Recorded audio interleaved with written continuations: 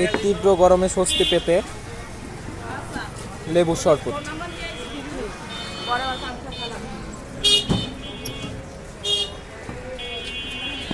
এটা কি দিলেন?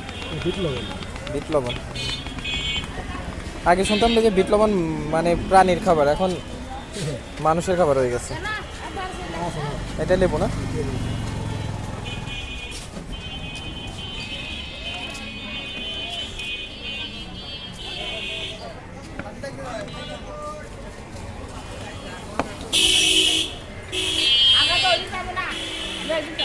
প্রচুর গরম।